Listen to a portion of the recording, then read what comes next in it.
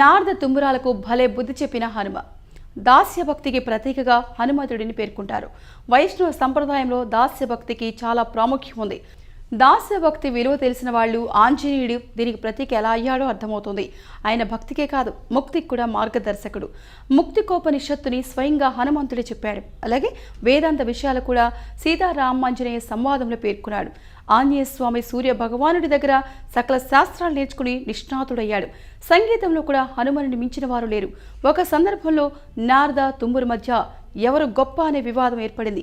ఎవరు గొప్ప తేల్చుకుందామని బ్రహ్మదేవుడి దగ్గరకు చేరారు. అయ్యా, సంగీతంలో ఎవరు గొప్ప అనే వివాదం మా ఇరువురి మధ్య చోటు చేసుకుంది. కాబట్టి మాలో ఎవరు గొప్పవారో మీరు తేల్చాలని బ్రహ్మను తుంబురుడు అడిగారు.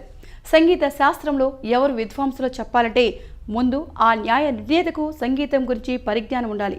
కాబట్టి అలాంటి అర్హుడు ఒక్కడే ఉన్నాడు. అతడే గంధమాదన పర్వతం మీద ఉండే ఆంజనేయుడు. అతడి దగ్గరకు వెళితే మీ సమస్యను పరిష్కరిస్తాడని బ్రహ్మదేవుడు అన్నాడు. దీంతో నారద తుంబురులు అక్కడి నుంచి ఆంజనేయ స్వామి దగ్గరకు వెళ్లారు.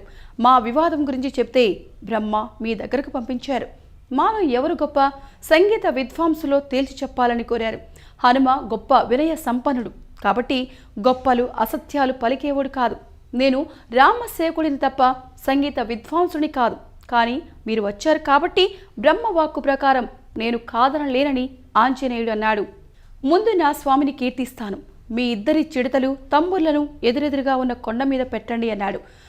గుండ క్రియాగానం ప్రారంభించగానే ఆ శిల కరిగిపోయి అక్కడ వీణలు చిడతలు అందులో ఇమిడిపోయాయి.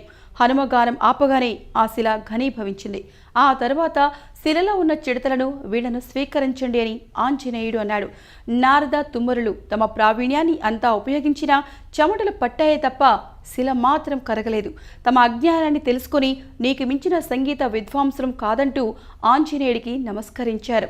మా గర్వం అణిగిపోయింది, మా వీణలను ఇప్పించండి చాలు అని ప్రార్థించారు. అప్పుడు మళ్ళీ గుండ క్రియాగానం చేసి వాటిని తీసుకునే అవకాశం ఇచ్చారు. సో ఈ వీడియో కనుక మీకు నచ్చినట్లయితే లైక్ చేయండి, షేర్ చేయండి, కామెంట్ చేయండి అండ్ సబ్స్క్రైబ్ చేయండి. Thanks for watching Egira Media works.